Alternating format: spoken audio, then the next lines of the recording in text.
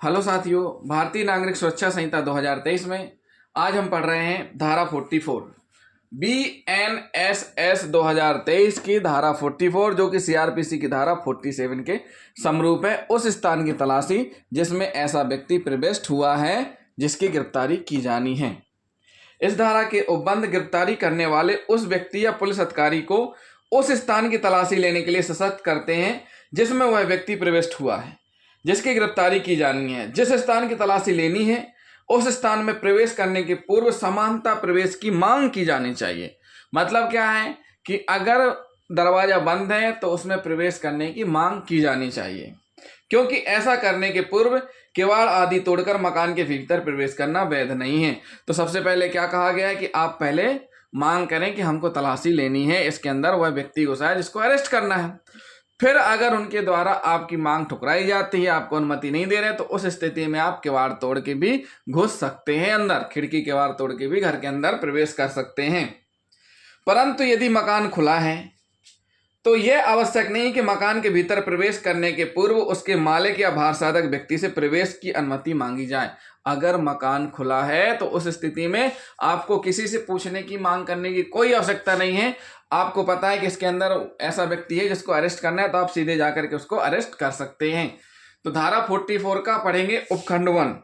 यदि गिरफ्तारी के वारंट के अधीन कार्य करने वाले किसी व्यक्ति को या गिरफ्तार करने के लिए प्राधिकृत किसी पुलिस अधिकारी को यह विश्वास करने का कारण है कि वह व्यक्ति जिसे गिरफ्तार किया जाना है किसी स्थान में प्रविष्ट हुआ है।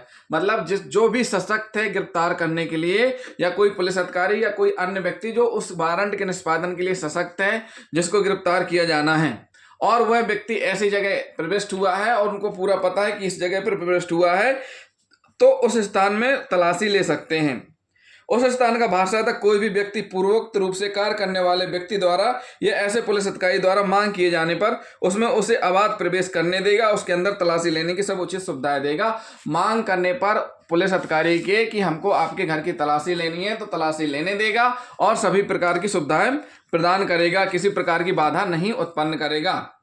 नंबर दूसरे क्या कहता है इसी का, यदि ऐसे स्थान में प्रवेश उपधारा 1 के अधीन नहीं हो सकता है तो किसी भी मामले में उस व्यक्ति के लिए जो वारंट के अधीन कार्य कर रहा है और किसी ऐसे मामले में जिसमें वारंट निकाला जा सकता है किंतु गिरफ्तार किए जाने वाले व्यक्ति को भाग जाने का अवसर दिए बिना प्राप्त नहीं किया जा सकता, पुलिस अधिकारी के लिए यह विधिपूर्ण होगा कि वह ऐसे स्थान में प्रवेश करे, वहां तलाशी ले और स्थान में प्रवेश कर पाने के लिए किसी गृह स्थान के, चाहे वह उस व्यक्ति का हो जिसे गिरफ्तार किया जाना है या किसी अन्य व्यक्ति का हो, या किसी बाहरी या भीतरी द्वारा खिड़की को तोड़कर खोल ले या अपने प्राधिकार प्रयोजन की सूचना देने के तथा प्रवेश करने के सम्यक रूप से मांग करने के पश्चात वह अन्यथा प्रवेश प्राप्त नहीं कर सकता है। मतलब ये हुआ कि पर्याप्त कारण है कि इस घर के अंदर वह व्यक्ति है, चाहे वह उस व्यक्ति का ही हो, तो नहीं खोल रहा है तो उस स्थिति में आपको क्या करना है, दरवाजे खिड़की तोड़ के प्रवेश कर सकते हैं।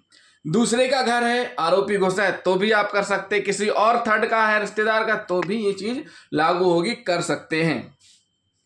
परंतु यदि ऐसा कोई स्थान कमरा है जो ऐसी स्त्री के वास्तविक अधिभोग में है, किसके, गिरफ्तार किए जाने वाले व्यक्ति से भिन्न, जिसमें रूढ़ी के अनुसार लोगों के सामने नहीं आती है, तो ऐसा व्यक्ति या पुलिस अधिकारी उस कमरे में प्रवेश करने के पूर्व उस स्त्री को सूचना देगा कि वह वहां से हट जाए और हट जाने के लिए स्वतंत्र, और हट जाने के पश्चात प्रत्येक उचित सुविधा देगा, तब कमरा तोड़कर खोल सकते हैं, उसमें प्रवेश कर सकते हैं। मतलब ये हुआ कि जिस व्यक्ति को गिरफ्तार करना है उसी कमरे में या उसी घर में कोई ऐसी महिला है या कोई भी महिला है तो उसको पहले बाहर करेंगे, फिर तलाशी लेंगे।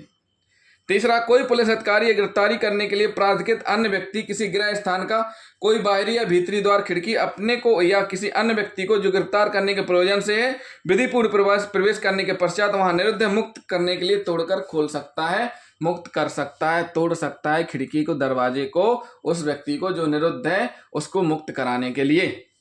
तो साथियों ये हुई BNSS की धारा 44 जो कि CRPC की धारा 47 के समरूप है। उस स्थान की तलाशी जिसमें ऐसा व्यक्ति प्रविष्ट हुआ है जिसकी गिरफ्तारी की जानी है। अब हम पढ़ेंगे BNSS भारतीय नागरिक सुरक्षा संहिता 2023 की धारा 45 जो कि CRPC की धारा 48 के समरूप है। अन्य अधिकारिताओं में अपराधी का पीछा करना। क्या कह रहे हैं, अन्य अधिकारिताओं में अपराधी का पीछा करना।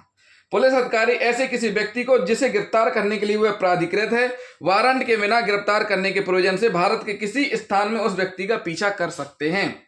यह धारा पुलिस अधिकारी को सशक्त करती है कि वह उस व्यक्ति को गिरफ्तार करने के लिए जिसे वह वारंट के बिना गिरफ्तार कर सकता है, अपने क्षेत्र से बाहर परंतु भारत के भीतर कहीं भी उसका पीछा कर सकते हैं।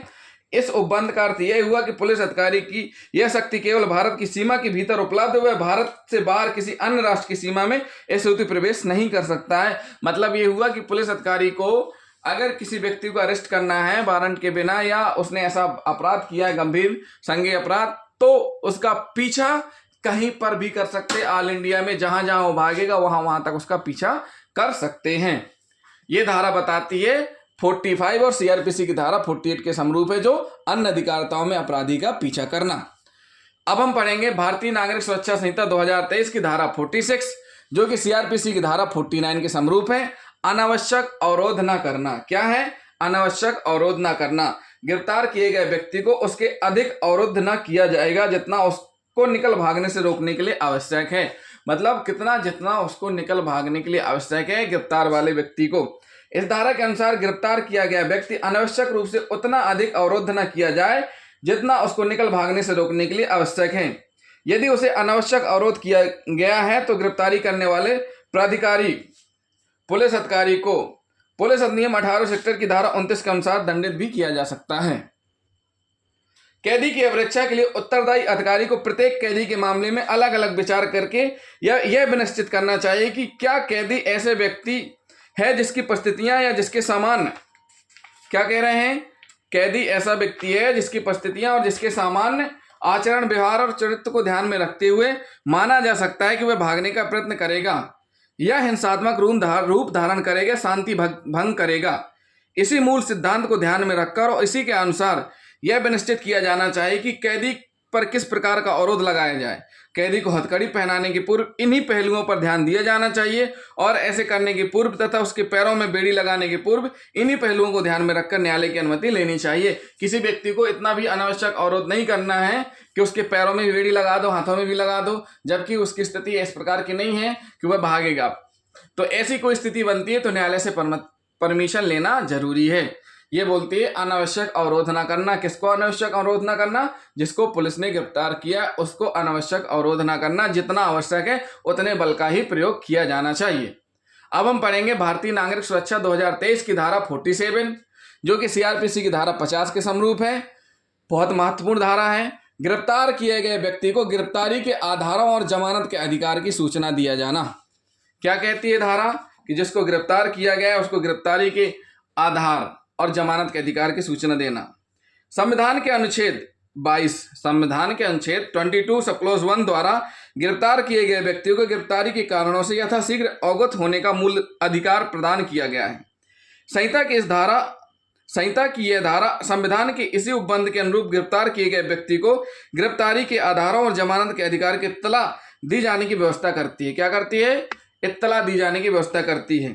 जब किसी व्यक्ति की गिरफ्तारी वारंट पर की जाती है तब उसमें गिरफ्तारी के आधार उल्लिखित रहते हैं, परंतु जहां गिरफ्तारी वारंट के बिना की गई है वहां गिरफ्तार किए गए व्यक्ति की गिरफ्तारी का कारण बतलाना एक संवैधानिक आवश्यकता है। मतलब उस व्यक्ति को बताना चाहिए कि इस धारा के तहत इस वजह से आपको गिरफ्तार किया गया है। यदि ऐसा नहीं किया जाता है तो गिरफ्तारी अवैध मानी जाएगी। गिरफ्तार किया गया व्यक्ति यदि शपथ पत्र पर यह कहता है कि उसे गिरफ्तारी का कारण नहीं बतलाया गया है तो इसका उत्तर गिरफ्तारी करने वाले व्यक्ति को देना होगा। पुलिस डायरी की नकल इस निमित्त पर्याप्त नहीं मानी जाएगी। गिरफ्तार किया गया व्यक्ति यदि जमानती अपराध का अभियुक्त है तो इस धारा के उपबंध पुलिस अधिकारी पर यह दायित्व डालते हैं कि वह ऐसे व्यक्ति को इत्तला दे कि वह जमानत पर छोड़े जाने का हकदार है और प्रतिभूओं का इंतजाम करे। इस संहिता की धारा के अनुसार कुछ परिस्थितियों में थाने का भारसाधक अधिकारी अजमानती अपराध में भी जमानत लेने के लिए सशक्त किया गया है। धारा 37 सीआरपीसी में स्पष्ट किया गया है कुछ परिस्थितियों में अजमानती अपराध में भी जमानत लिए जाने के लिए सशक्त बताया गया है। स्त्री की गिरफ्तारी का समय। इस प्रश्न पर कि क्या स्त्री की गिरफ्तारी सूर्यास्त और सूर्योदय के बीच की गई थी, राजकुमारी बनाम SHO नड्डा के प्रकरण में एक हम मामला आपको बता रहे हैं। क्या है? राजकुमारी बनाम SHO नड्डा के प्रकरण में उच्चतम न्यायालय द्वारा प्रकाश डाला गया है। इस प्रकरण में पिटीशनकर्ता राजकुमारी का कहना था कि उसकी रात्रिकाल में 1:30 बजे गिरफ्तारी की गई थी। प्रत्युत्तरदाता पुलिस अधिकारी द्वारा 4 शपथ पत्र प्रस्तुत करके यह बतलाया गया कि राजकुमारी को प्रातः 5:30 बजे गिरफ्तार किया गया था। पिटीशनकर्ता के शपथ पत्र प्रत्युत्तर शपथ पत्र के सिवाय ऐसे कोई अन्य शपथ पत्र अथवा संपोषक सामग्री उपलब्ध नहीं थी जिससे पिटीशनकर्ता के कथन का समर्थन प्राप्त होता।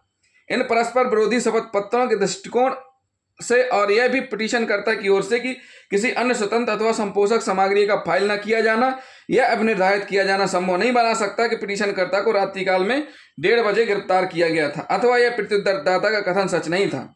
यह भी अब निर्धारित किया गया कि यदि अन्वेषण अधिकारी इस निष्कर्ष पर आता है कि राजकुमारी द्वारा संज्ञेय अपराध किया गया तो उसका यह अधिकार है कि उसको गिरफ्तार करता और उसके कार्य के इस अनुक्रम में कोई भी अपवाद बाधक नहीं बनता।